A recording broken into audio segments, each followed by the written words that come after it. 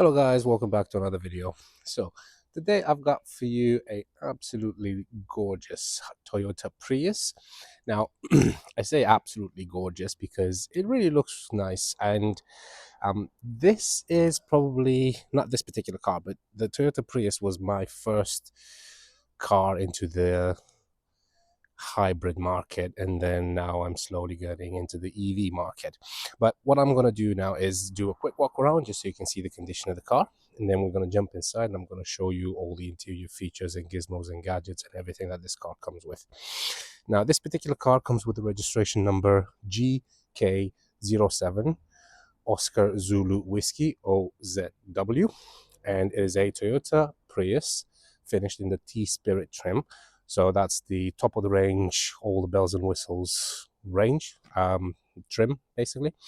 It is a 1.5 liter petrol engine, coupled with the with the hybrid power as well. It has a total output of 76 brake horsepower, so obviously it's not going to win you any races, but it's very economical, it's very spacious, it's a family car. So yeah, it was first registered on the 1st of March 2007, and it has a valid MOT until the 28th of February 2025, so plenty of MOT left. And the road tax is only £20 per year, so that's absolutely brilliant. It's very cheap to maintain and very cheap to run as well. Insurance 16E, so quite low on the insurance bracket. Obviously you wouldn't have any issues insuring this car, and it has a CO2 output of 104 grams per kilometer. In terms of fuel economy, this is where this car excels at. So you're looking at 56 miles per gallon around town and 67 miles per gallon on a motorway run, which is absolutely phenomenal. It's got a top speed of 106 miles per hour, and it has a 0 to 60 time of 10.9 seconds. So it's not fast, it's not slow. Obviously it's not fast either, but it's not slow. And some people just drive it very slow because they wanna eke out as much of that battery as possible, because it's got a range of about 1.5 to 2 miles, as long as your right foot is very gentle with the accelerator. But yeah, that shouldn't have any issues driving a little bit quicker as well. Now, having a look inside, you've got full electric windows everywhere. The seats are in absolutely lovely condition. There's no tears or rips or anything like that anywhere on the seats. This is just my microphone, so I just want to show you there's not a patch underneath that. It's a really cool design. It's got 2 glove boxes, so it's got a top one which opens up and you've got quite a lot of storage in there, and then you've got the bottom one which opens up, and then in here you've got your owner's manual as well. You got big door bins, big door pockets, and you can fit a water bottle in there, no problems. Then we're going to jump at the front when we got the driver, and I'll show you the center console and everything. Moving over to the rear, again, same thing. You've got you've got electric windows on the rear as well. You haven't got any door bins on the rear, which is a bit of a shame, but you do have this armrest. It doesn't come with any cup holders in there or in there, but you do have cup holders over here. So if you put that down, you've got a couple of cup holders there. So yeah, that's pretty neat. And also, like I said, you do have this armrest as well. The seats do fold down. They fold down in a 60-40 split, so that will help you carry larger items as well. And speaking of which, let's have a look at the boot. To release the boot, there's a little electronic button just under the Toyota logo. Press on that, it goes up. You've got your reversing camera there as well, and then over here you can see the boot, which is really spacious. You've got a light in here that you can turn off. You've got some storage there and some, actually, just pull this up. So yeah, I've got a little bit of storage in there. It's just been cleaned. Yeah, look at that, hasn't even dried yet. So yeah, that one's just been cleaned, just been washed and everything. So and down here you've got, see, look at all that water. In here you've got some tools that you need to take the wheel off, and then you've got your spare tire underneath as well. So yeah, let's put that back. Put that back as well. Right. Nothing else to show you in the boot. You do have a little handle here that you can pull to drop the boot down. Just goes down like that. And moving over to the rear, behind the driver, same thing over here. So got your switch for the mirrors, and then for the mirrors for the windows. Why do I keep saying mirrors? And then over here you've got a couple of pockets as well where you can put, like, I don't know, iPads, snacks, stuff like that. Again, seats are absolutely lovely. This is a vent that cools down the batteries, which are situated under the back seat. And yeah,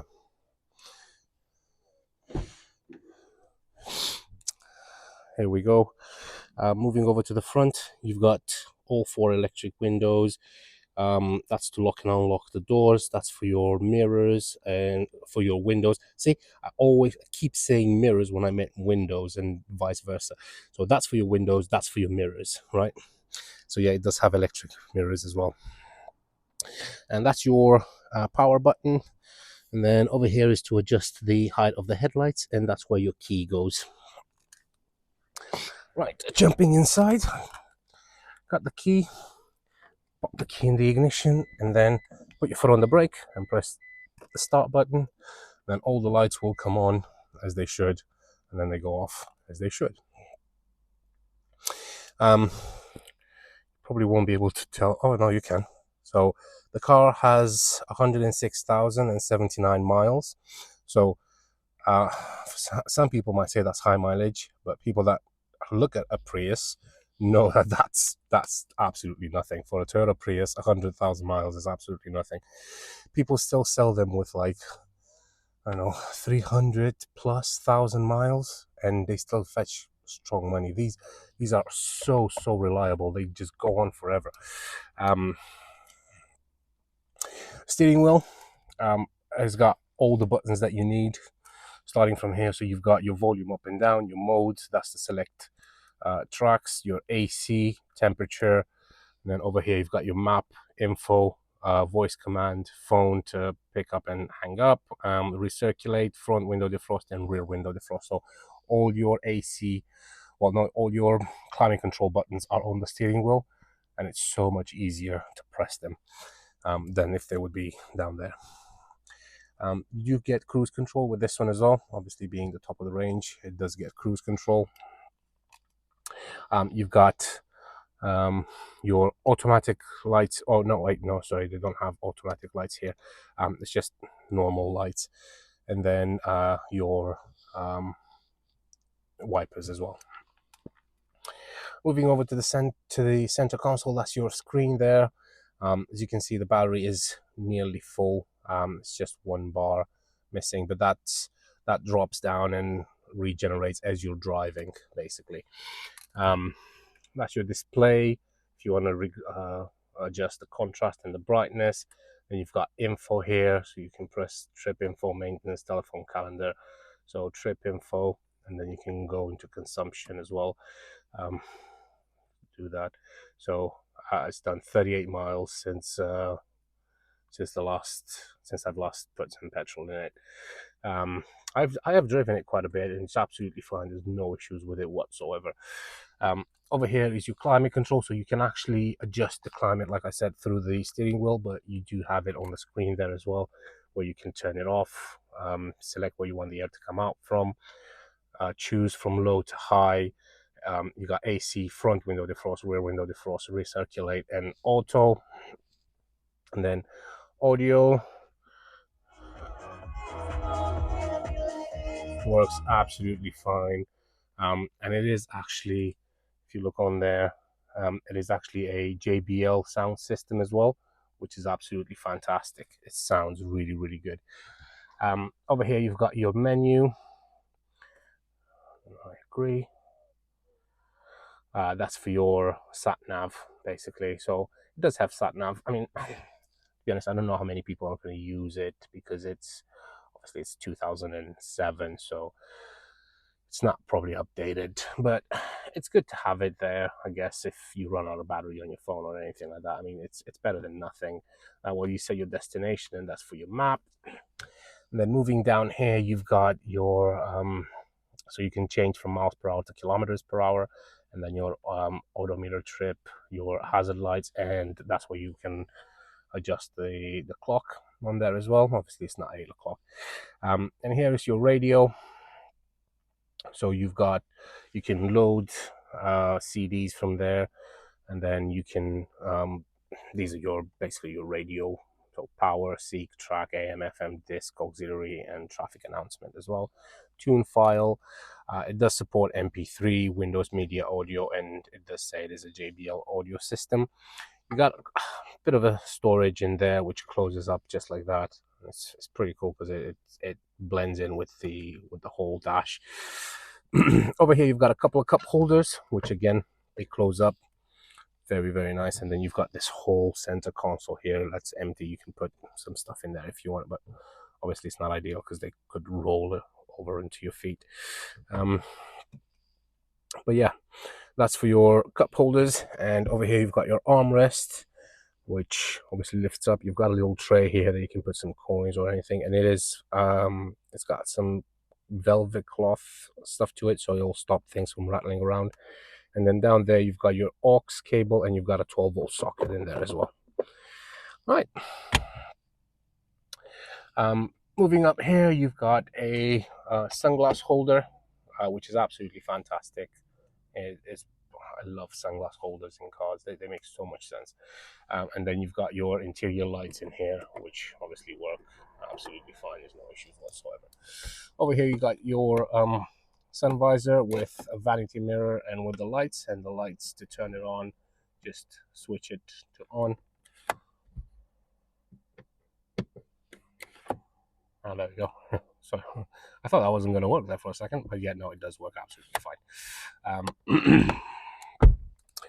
Right, so yeah, that's pretty much it. Oh yeah, a couple of very interesting buttons that I didn't show you over here. So you see you've got, so this one there, that is EV. So if you press that button, the car will only go on electric up to 30 miles an hour until the battery gets depleted, and then it'll automatically turn on the engine. So you don't need to do anything when it comes to that. And that one is for your, yes, self-park feature. 2007 Toyota Prius self-parking. What? Honestly, there's I can show you 2024 cars that brag about having all the bells and whistles, yet they would not have self-parking. And what did Toyota did in 2007? Yeah, let's put self-parking on there. Why not? I'll show you how that thing works. Actually, it's very, very cool. Obviously, it's like a very, very early model of self-parking.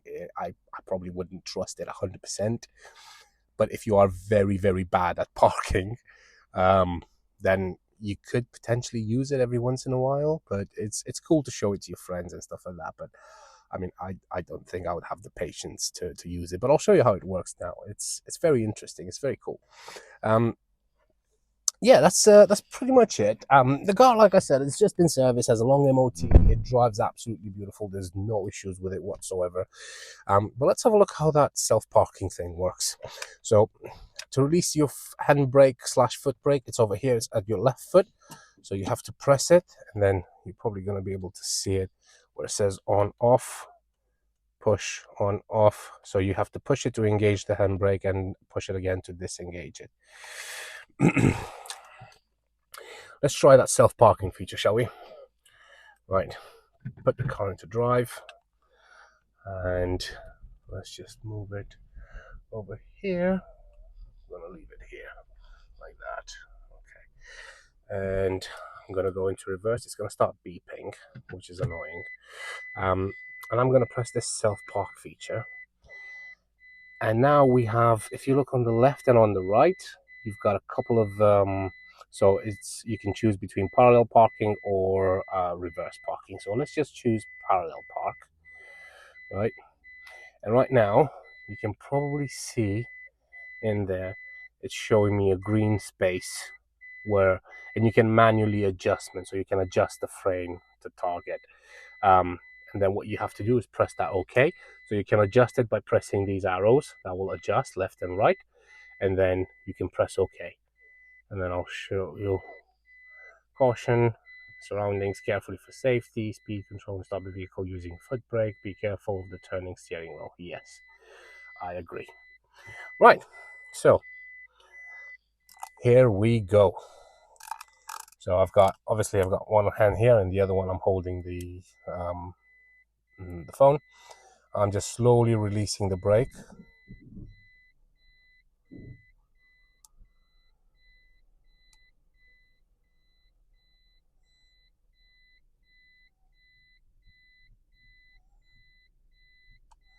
And the car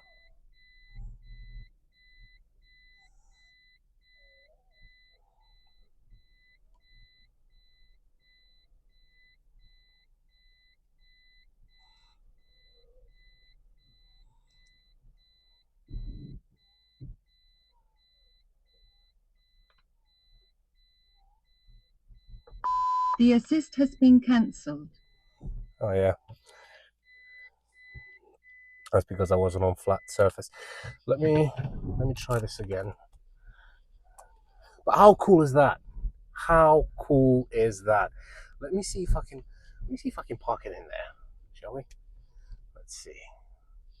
Let's see here. Go back in reverse, and we're gonna do a reverse parking like that. Right. Let me see how I can adjust this.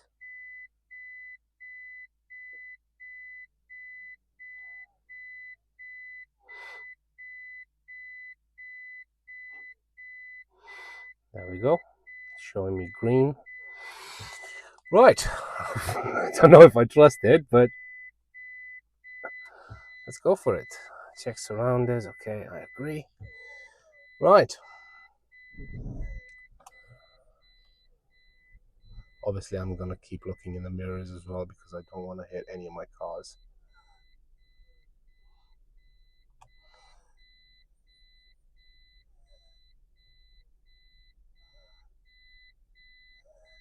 It's not hitting anything yet. It's going. Straighten it up.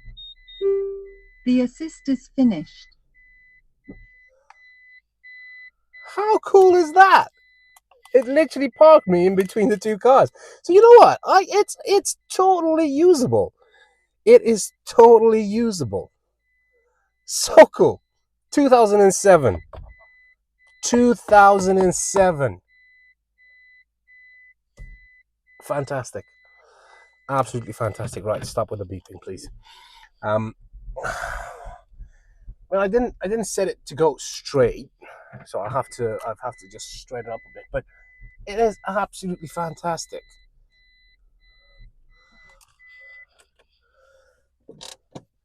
I'm sorry. It's just I know for some people this is probably looking at people that drive Teslas and everything. They look at this and go like, "Oh, my car had this for years." Yeah, but I don't know what Elon Musk was doing in 2007, but he definitely wasn't building Teslas.